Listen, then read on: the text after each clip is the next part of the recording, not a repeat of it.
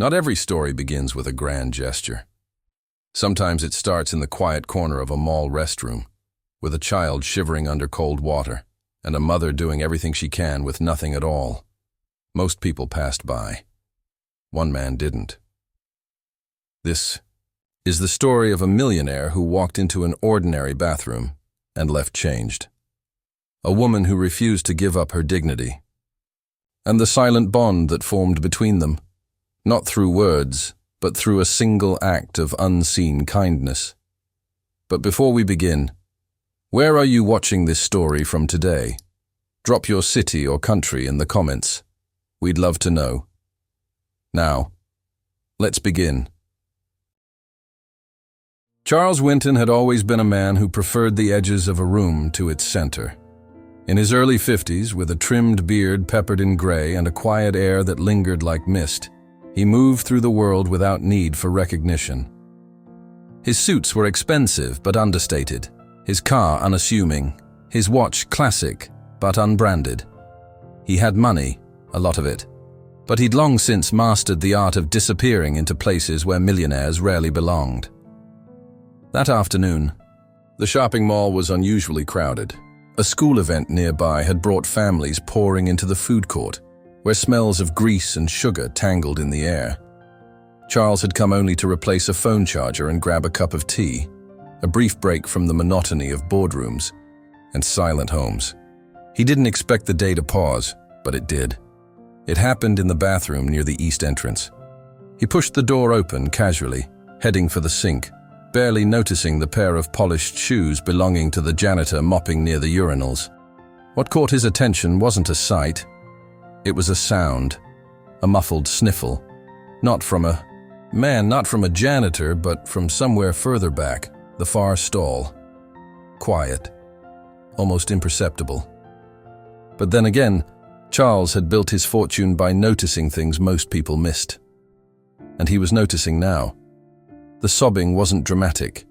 It was restrained, almost like someone trying not to be heard.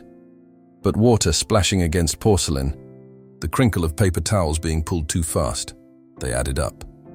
He hesitated, glancing toward the sound. The janitor didn't seem to react, probably used to strange encounters in public bathrooms. But Charles lingered, then the door creaked open. A young woman stepped out, no older than 30. She was holding the hand of a small boy, maybe 5 years old, whose curly blonde hair clung damp to his forehead. The child was barefoot, standing on a folded t-shirt that looked like it had doubled as a towel.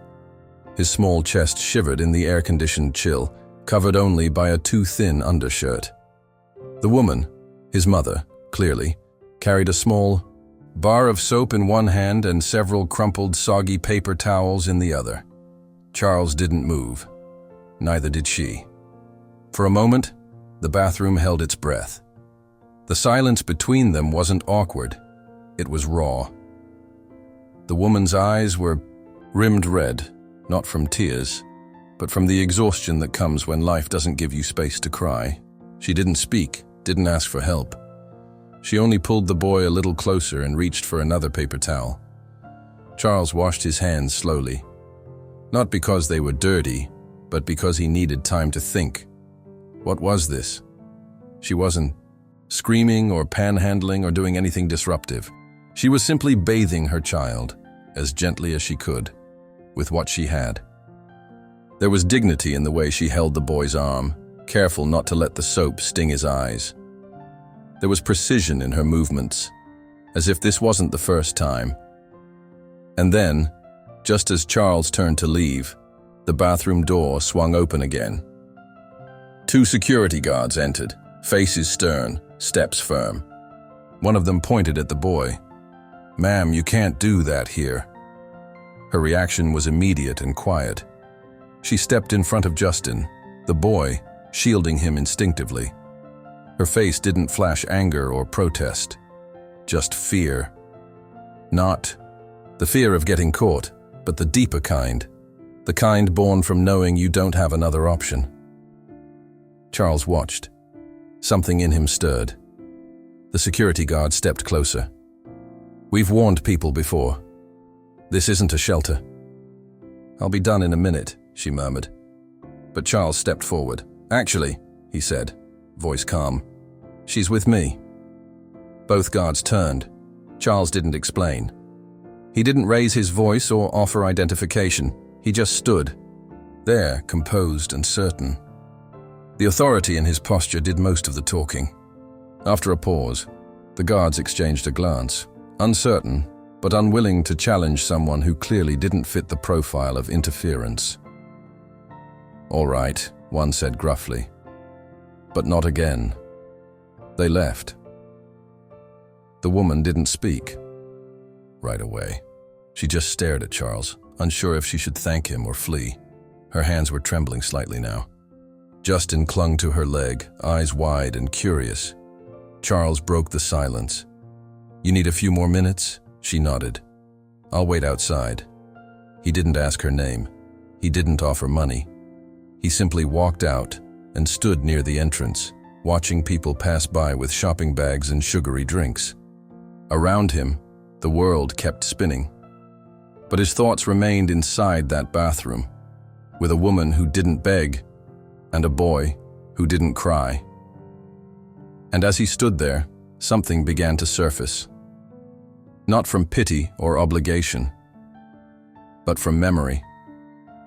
He'd seen this scene before, not exactly like this, but enough to recognize the quiet humiliation, the invisible strength. Enough to remember a night decades ago when his own mother had done something equally desperate and equally dignified. He closed his eyes for a moment. The air smelled of fried food and cinnamon. When the woman finally stepped out, the boy now fully dressed, she paused in front of him.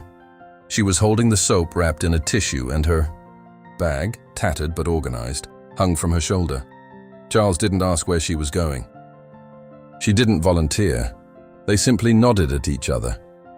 It wasn't gratitude she gave, not exactly. It was something quieter, a flicker of being seen. As she walked away, blending back into the anonymous crowd of food courts and fluorescent lights, Charles remained still. That image, a mother washing her son with soap and paper towels in a public restroom, had just branded itself into his mind, and something told him this wouldn't be the last time he'd think about it. She hadn't planned to return to the mall so soon, but when you have nowhere else to go, familiarity becomes comfort, even when that comfort comes with judgment. The mall was clean, warm, predictable. The bathroom stalls locked. The sinks worked. And for Jessica, that made it the safest place she knew. The next morning, she arrived early. She waited until most shoppers had settled into their routines, coffee in hand, children in tow. Then she slipped into the East Side restroom again, clutching her worn canvas bag and a change of clothes for Justin. He hadn't slept well the night before. A stomachache, probably from the leftover sandwich they'd shared. But she tried to keep her smile steady. Jessica wasn't careless. She cleaned up after herself, never left trash, never drew attention. She brought her own paper towels, her own soap. Sometimes she even whispered songs to Justin, hoping the sound would soften the harshness of fluorescent light and cold tile. But luck only runs so long. Today, she didn't notice the small camera installed just outside the restroom door, a new addition after a recent shoplifting incident. It hadn't even been aimed at her, but someone watching the monitors noticed a woman entering with a child and staying too long. Mall security had protocols. 15 minutes later, the door burst open again. 2 different guards this time, younger, less patient. One radioed something into his shoulder mic while the other walked straight toward her. "This isn't allowed," he said sharply. "You can't use this space for that." Jessica didn't flinch. She'd expected this. Eventually, someone always notices. She stayed calm, still kneeling beside Justin, gently drying his arms. His small chest was still damp, and she hadn't finished rinsing the soap. "I'll clean everything," she said, barely above a whisper. "Please, just give me—" "You need to leave now," the guard interrupted. "You can't be doing this here." The second one stepped forward. "We're going to have to escort you out. You can explain things to management." That's when Justin began to cry. Not loudly, but that soft, broken kind of cry that slices right through noise. His hands clutched the hem of her jacket and his little voice pleaded for her to stay close. Jessica's breath caught. Her son wasn't used to scenes. She worked so hard to protect him from them. Her own embarrassment didn't matter, but his fear did. She stood up slowly, shielding him again, heart racing. "Please, just let me finish dressing him." But rules, especially impersonal ones, have little mercy for moments like these. The guards didn't yell, but their presence loomed. One moved to block the exit. The other stepped closer, hands resting near his belt, not threatening, but not compassionate either. And then the bathroom door opened again. Jessica turned instinctively, bracing for more attention. What she saw instead made her freeze. It was him. The man from yesterday. She didn't know his name, but she recognized him instantly. He wore the same quiet expression, the same soft charcoal coat, and the same unsettling ability to observe everything without saying much at all. This time, though, his presence brought something new. Relief. He looked at her, then at the guards, then at the boy. "I know her," he said plainly. The room held still. The taller guard blinked. "Sir, she's with me, Charles." Repeated, calm, firm, final. Jessica didn't understand why he was doing this, but in that moment she didn't question it. One of the guards hesitated. Do you need to make a report?" "No," Charles replied gently. "They just needed a moment of privacy. It's been handled." The guards exchanged glances again. The older of the two shrugged. "If you say so, sir." They left. Only, when the door shut behind them, did Jessica exhale. She sat back down on the bench near the sink, Justin in her lap now, his small arms still trembling. Charles didn't move closer. He stayed a few steps away, hands in his pockets, gaze soft but steady. "I'm sorry," Jessica said finally. Her voice wasn't defeated, just tired. "I didn't want trouble." "You didn't cause any," he answered. She didn't know how to respond. Apologies felt inadequate. Gratitude too fragile. "I've been coming here for a few days," she explained, as if needing to justify what he'd seen. "We lost our apartment last week. A friend was supposed to help, but..." She trailed off. "It's just temporary. I'm trying to keep him clean. It's all I can do right now." Charles didn't nod. He didn't interrupt. He just let the silence speak. And in that quiet, something deeper emerged, the undeniable truth of her situation. She wasn't asking for sympathy. She wasn't manipulating. She was simply surviving with dignity, one folded towel at a time. "I don't want him to feel dirty," she added, "not even for a little while." That line sat heavy in the air. Charles remembered a boy he once saw in a mirror, a younger version of himself, whose shoes had holes, whose shirt always smelled of second-hand smoke, whose mother wiped ketchup stains off his cheeks in diner bathrooms with napkins she'd pocketed. He hadn't thought about that in decades. But now, standing in a tiled bathroom lit by buzzing lights, the memory felt near again. Jessica continued, dressing Justin in silence, folding the damp clothes into a plastic bag, zipping up his too small jacket. She worked methodically with practiced hands, not rushed, not ashamed. Just determined. Charles waited until she was done. "Do you have somewhere to go now?" he asked. She paused. "There's a library a few blocks away. They let us stay until closing." Charles nodded once. "It's a good place." They stood there for a few seconds more, neither sure what to say next. Jessica reached down, lifted Justin into her arms. He rested his head on her shoulder. His eyes, still swollen from tears, met Charles's gaze for just a moment. Then she turned to, leave. She didn't expect anything from him. Not help, not judgment, just space. But something had shifted. As the door closed behind her, Charles remained inside, alone, listening to the fading sound of her footsteps. There was something about her. The way she never asked for pity. The way she still tried to give her son normalcy, even in the most undignified place possible. He stared at his reflection for a long time, and he realized he hadn't been to that mall for a phone charger.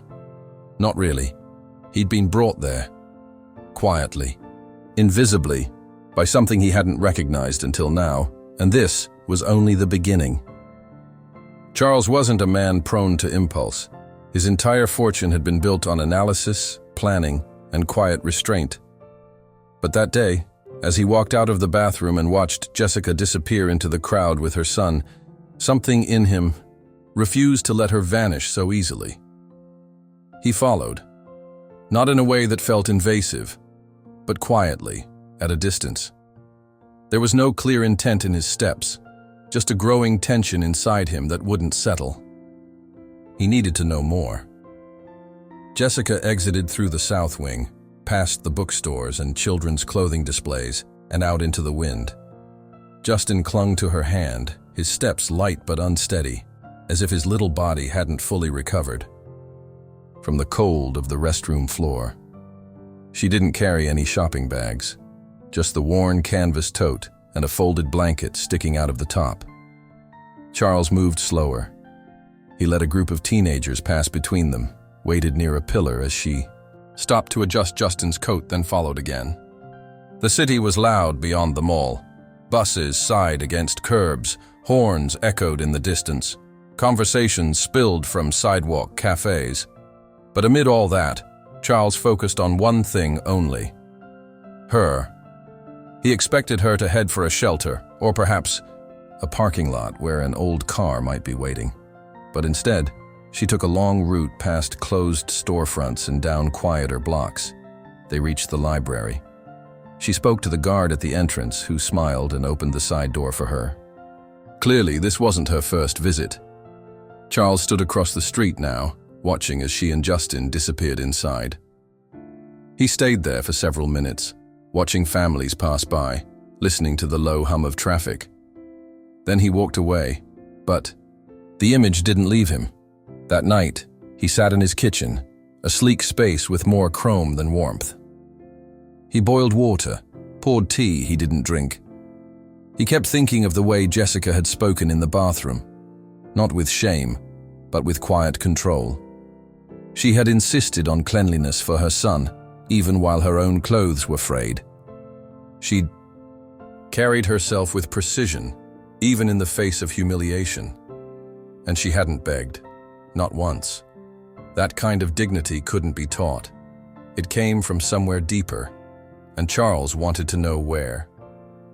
The next morning, he returned to the mall. He didn't expect to find her again, but part of him hoped. He walked the same corridors, paused outside the East Wing restroom, glanced at the security cameras. Then he waited near the escalator, pretending to check his phone. And then, just before noon, she arrived. This time, he didn't follow. He approached. Jessica noticed him instantly, eyes narrowing in cautious recognition. "I'm not here to bother you," he said gently. She nodded but didn't relax. I wanted to ask," he continued. "Do you need help?" There was a long pause. Jessica looked down at Justin, then back at Charles. "I need time," she said. "And space." He didn't press. "All right." She started to turn away but then paused. Maybe something in his stillness, the way he didn't try to fix her, made her speak. "I used to work at a salon," she said. "I had a job, an apartment." He went to daycare. "It wasn't like this." Charles nodded. "My landlord sold the building, gave us 30 days, then my job cut hours. I couldn't keep up. It happened fast." He didn't respond right away. He just listened. "No one tells you how quickly things fall apart," she added. You think you'll have warning, that someone will help. But when it happens, people disappear. Charles understood more than he let on. Not because he'd been there as an adult, but because his childhood had been built on those very same cracks. He remembered nights his mother skipped dinner. He remembered how she told him the heater was broken when really there just wasn't. Gas. He remembered the way she made their poverty feel temporary, even when it wasn't. Now, he was looking at a woman doing the same thing for her son. He reached into his pocket and pulled out a card. Not a business card, just a small white one with an address handwritten in clean block letters. "There's a cafe here," he said. "Tell them Charles sent you. They'll give you both a warm meal. No questions." Jessica hesitated, then took the card. Not because she trusted him, but because her son needed lunch. "Thank you," she said softly. That was all. She walked away again. Same pace, same worn shoes, same strength in her posture. But this time, Charles didn't just let her go. He began making calls. He didn't involve social workers or charities. He knew how easily those systems collapsed under red tape. Instead, he reached out to people he trusted, the ones who owed him favors, the ones who believed in quiet solutions. He asked about short-term housing programs, flexible landlords, childcare support. He didn't drop her name, didn't even use her story. He just gathered resources, and then he did something he rarely did. He asked himself what his mother would have wanted someone to do for her back then, when he was small and cold and too proud to admit he needed help. The answer was simple: don't talk, just act. That night, Charles drove past the library. He saw the lights still on. Through the window, Jessica sat reading a book to Justin on a small carpet in the children's corner. The boy's head rested against her shoulder, thumb in his mouth, eyes heavy with sleep. No one else was watching them, but Charles was. And what he saw was not weakness.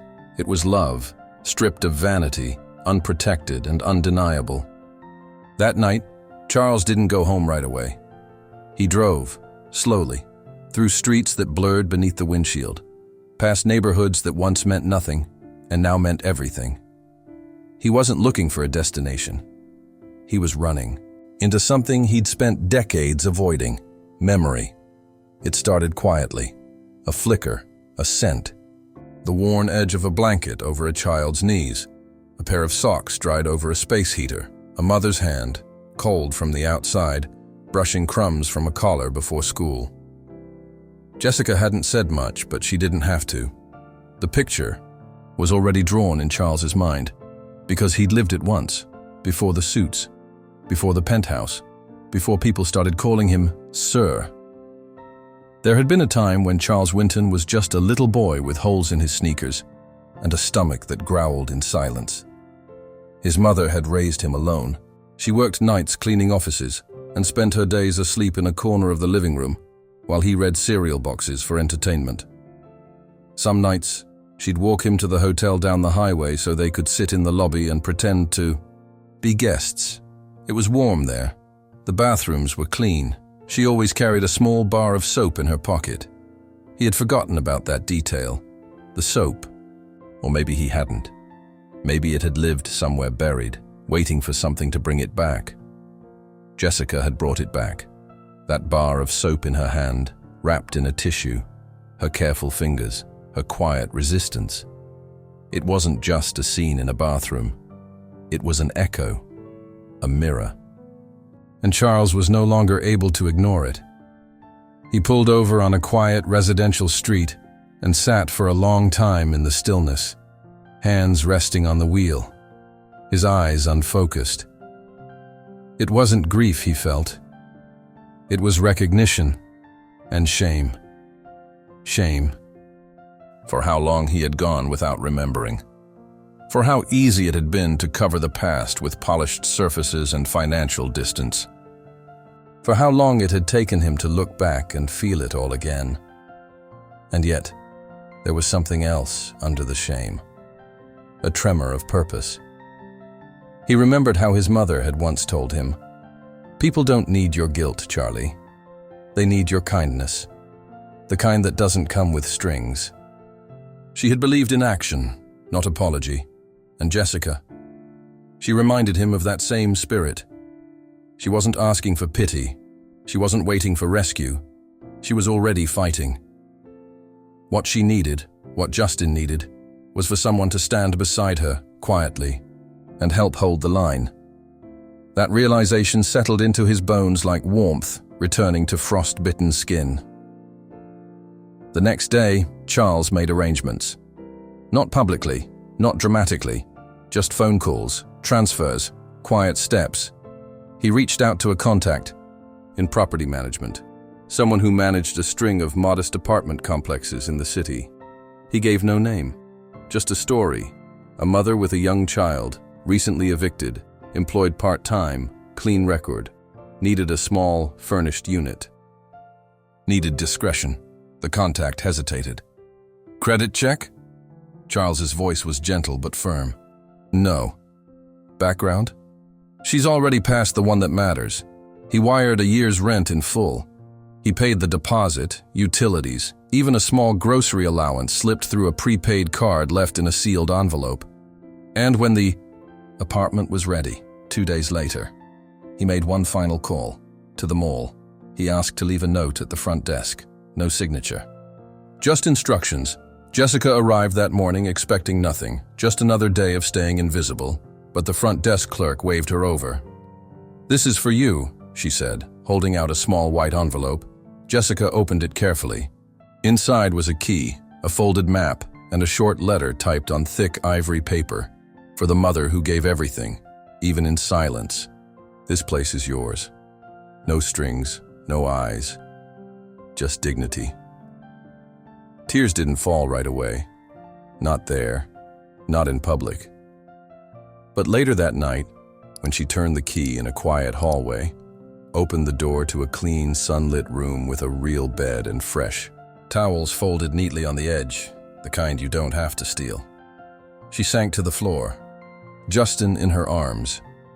She didn't know who had done it, and yet, somewhere deep down, she did.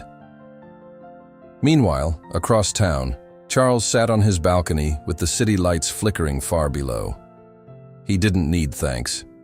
He didn't need her to know. He only needed to feel that, finally, something had come full circle. His mother would have understood.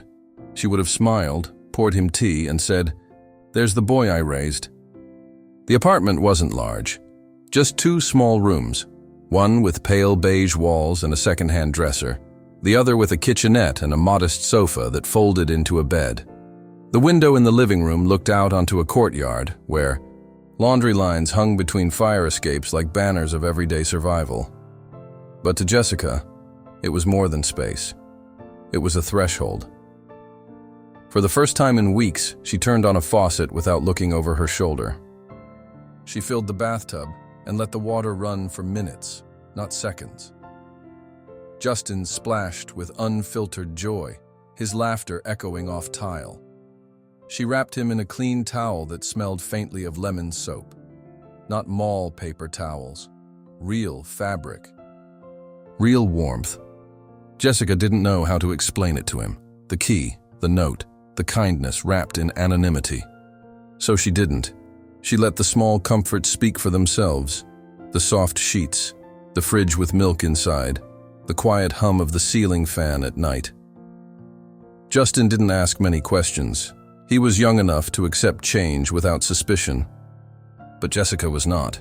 She knew this hadn't come from the city, or a program, or some clerical stroke of luck. She knew. It had been him, the man in the bathroom. The stranger who never pried, never pushed, just appeared when she most needed silence instead of speeches. But he hadn't left his name. And somehow, that made it all the more sacred. She didn't return to the mall right away. She didn't want to seem ungrateful by showing up too soon, like she was looking for more. So she waited. Spent her days cleaning the apartment, applying for part-time jobs, sitting with Justin at the window as the sun dipped between buildings. She began to breathe again. Each small task, folding laundry, boiling pasta, organizing Justin's socks, felt like a ceremony. She was rebuilding a life, brick by unseen brick, laid with someone else's quiet generosity. But gratitude has its own rhythm, and some things need to be said, even when they're said without words. So, 1 week later, Jessica returned to the mall. She didn't bring bags or a stroller or anything to distract her, just Justin, freshly bathed, dressed in new jeans and a red hoodie he chose himself. They walked through the mall slowly, pausing near the benches by the escalator. And there he was. Charles sat in the exact same spot, sipping tea from the food court cafe, reading a paperback with a soft crease down the spine.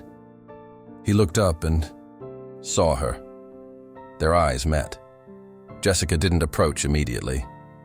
She let Justin walk ahead, his small feet patting softly against the tile, until he stood right in front of the man who had changed everything. Charles looked at him, really looked. Then up at Jessica. No one spoke. She didn't ask if it had been him. She didn't need confirmation. The acknowledgement lived in the quiet. Charles smiled. Justin waved shyly, then climbed onto the bench beside him, uninvited but welcome. Jessica remained standing, arms folded, lips curled into something between a thank you and a prayer. "I got a job," she said finally. "Part-time, at a daycare. Not much, but it's something." Charles nodded. "It's a start." She sat beside him, not too close. "Just enough. I don't know why you helped me," she said. Charles looked down at the boy, who had now curled against his side, resting his head on the coat sleeve. "I think I was helping someone else," he answered. "But it turns out it was you all along." They sat like that for a while, two strangers bound not by blood or history, but by a single act that changed the trajectory of a life. Charles didn't want thanks. Jessica didn't offer praise. They simply shared the moment, and in it, all the weight of what had been carried, what had been given, and what had been restored. As they stood to leave, Justin reached for Charles's hand. He held it just long enough, just enough to say everything that didn't need to be spoken. Charles never told anyone what he had done. There were no newspaper articles, no foundation launches, no social media posts. Just one woman, one child, and a single door that had opened when every other one had shut. It was enough. He returned to his routines, walking the same quiet streets, drinking tea from the same corner cafe, blending into the world he'd mastered so well. But something in him had shifted. Not in volume or visibility, but in gravity. The kind of change that lives just beneath the surface, soft but undeniable. He still visited the mall sometimes, not because he needed to shop, but because it had become part of something sacred. The place where a stranger's small act interrupted a pattern of silence, both hers and his. One afternoon, a few weeks later, he passed by the East Corridor and saw them again. Jessica, holding a small grocery bag, chatting with Justin as he skipped beside her, his red hoodie now slightly faded from the wash. She looked different now. Not wealthier, not polished, but settled.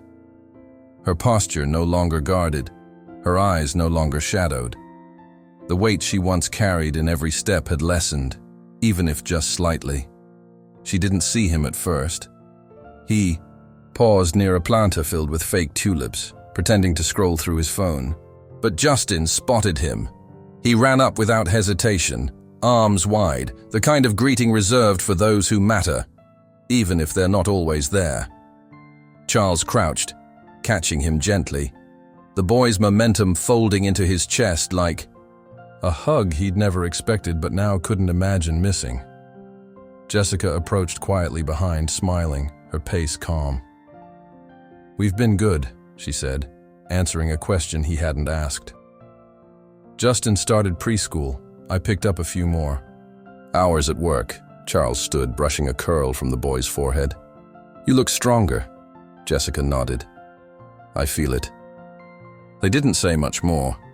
They didn't need to. As they prepared to part ways, Jessica turned and looked at him. Really looked. There was no lingering awkwardness, no imbalance between giver and receiver.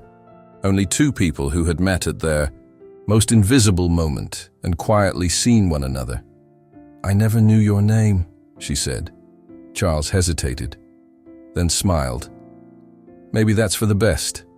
She didn't ask again. They left in opposite directions. But something lingered in the space between them. Something weightless but firm. A recognition that this world, for all its noise, is still moved most by quiet moments. That sometimes the greatest impact comes from choosing to act without the need to be remembered. That night, Charles sat once again on his balcony, tea warm in his hands, the city below humming with life. And for the first time in years, he didn't feel alone. Somewhere out there, a little boy was sleeping in a warm bed, and a woman, who once folded towels on bathroom floors, now had a home. He didn't rescue her. He simply saw her, and that was enough. Sometimes, the kindest thing you can do is simply not look away. Thank you for spending this time with us. If this story moved you, if it reminded you that kindness doesn't need credit, and that quiet moments can carry the deepest meaning, we invite you to subscribe. Here, we tell stories that honor the unseen, the unspoken, and the unforgettable. And now we'd love to hear from you. Have you ever witnessed a silent act of kindness that changed everything? Scroll down and share it in the comments. Your story might inspire someone else. We'll see you in the next one.